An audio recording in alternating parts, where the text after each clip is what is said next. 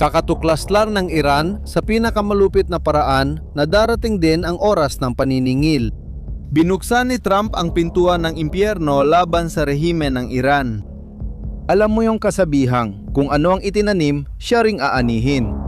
Pois bem, o regime iraniano semeou por meses e a tempestade que ele colheu nos últimos dias foi quando o Irã resolveu disparar um míssil contra o Kuwait, um país vizinho, pacífico, que não tinha entrado em guerra nenhuma. Isipin mo, mga ordinaryong tao na natutulog lang, wala namang kinalaman sa gulo, naging target pa. At halos sabay din, nalpalipad ang rehimen ng mga drone na pandigma laban sa mga puwersa ng Amerika sa kipot ng Hormuz. Dahil ito ay 100 na ng dagat kung saan dumadaan ang malaking bahagi ng langis ng buong mundo, kapag ito ay nagsara, ramdam ito ng buong mundo. Tumataas bigla ang presyo ng gasolina sa buong mundo. Doon tumugon si Trump at hindi siya umatras kahit isang hakbang. Sa loob lamang ng ilang oras, napagtanto ng rehimen ng Iran na sumobra na sila. Pero hindi agad pinalipad ng Iran ang misil na yon. Sa likod ng ataking yon, may lihim na pustahan. At yun mismo ang pustahan na bumaliktad sa kanila, di ba? Dahil ang sagot ni Trump ay hindi lang dumaan sa ere. Sabay-sabay itong dumaan sa 3 paraan. Isa sa mga iyon ay tumama sa rehimen sa mas masakit na bahagi kaysa sa anumang bomba. Para maintindihan ang pustahan, kailangan nating balikan ng kaunti.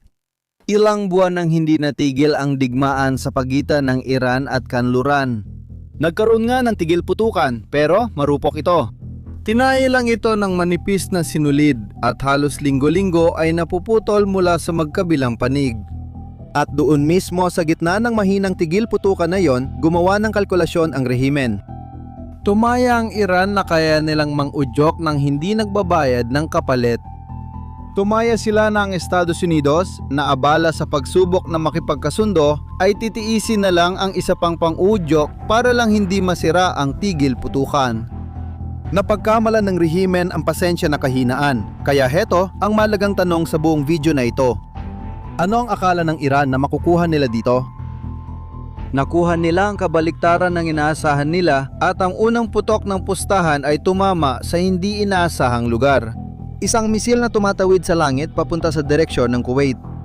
Isipin mo kung gaano kalaki yon. Ang Kuwait ay hindi naman nakikipagdigma sa Iran. Wala silang pinamumuno ang atake. Hindi sila namumuno ng kahit anong operasyon laban sa rehimen. Isa lang silang maliit na bansa ng mga ordinaryong tao na gusto lang umiwas sa gulo. Pero kahit ganon, naging target pa rin sila.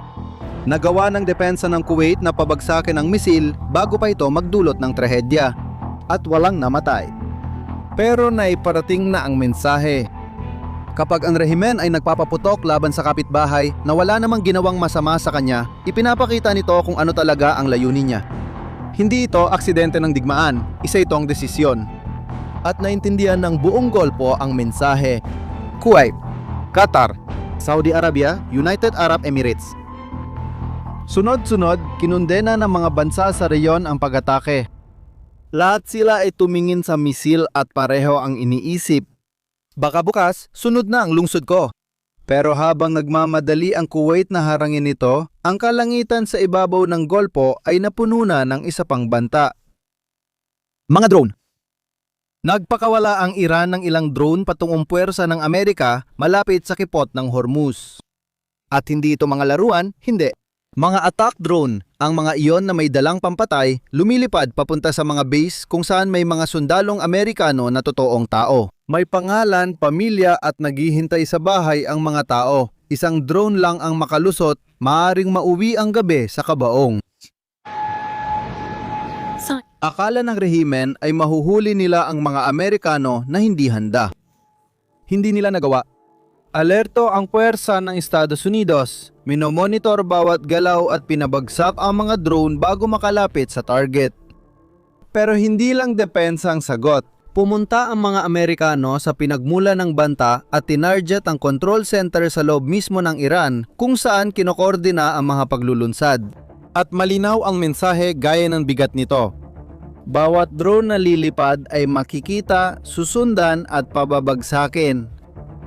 Ang pumindot ng pindutan ay target din. Ito ang unang harapan, ang harapan sa himpapawid. Matindi, kita agad-agad.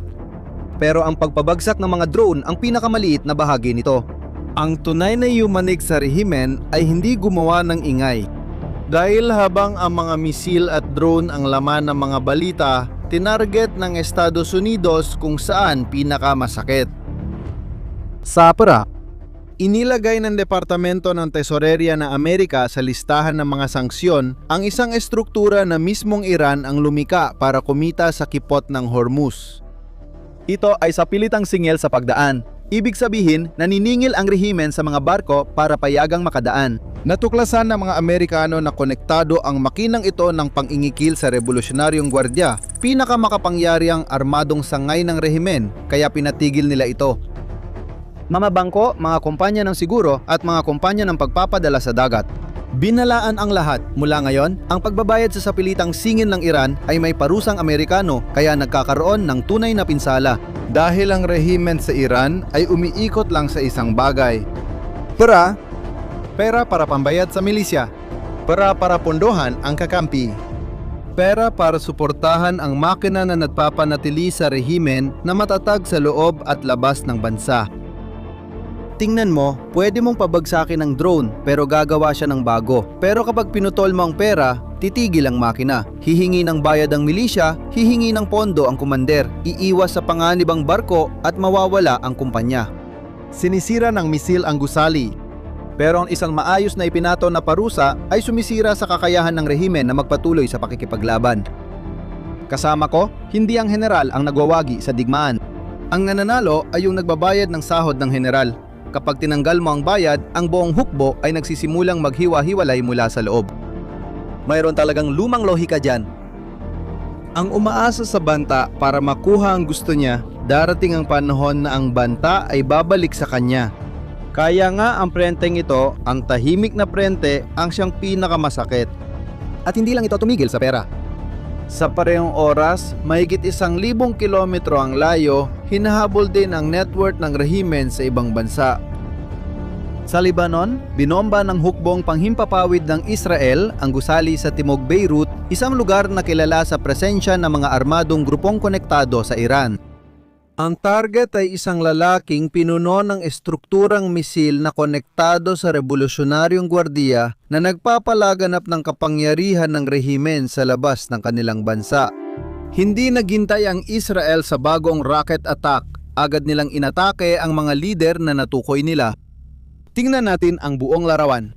Sinubukan ng Iran na buksan ang tatlong harapan ng sabay-sabay, iniisip na mahahati ang atensyon ng lahat at makakalusot sila ng walang parusa.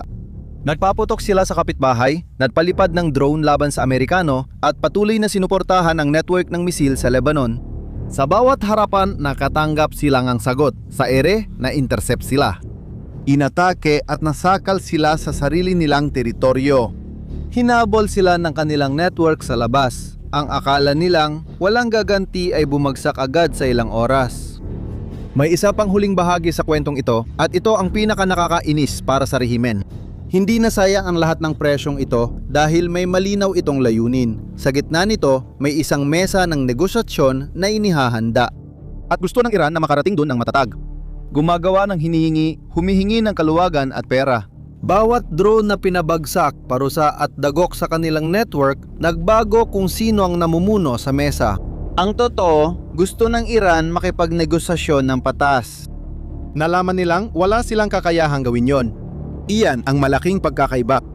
Walang karapatang magtakda ng kondisyon ang dumating sa mesa matapos mangudyok at mabugbog.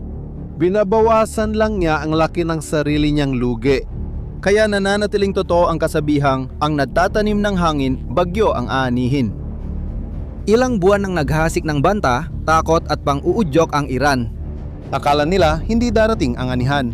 Dumating na ito!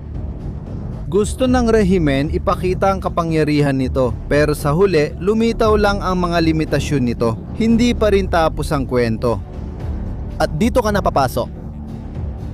Sa palagay mo, aatras ba ang Iran matapos ang sagot na ito o gaganti pa rin sila? Ilagay ang opinion mo sa komento.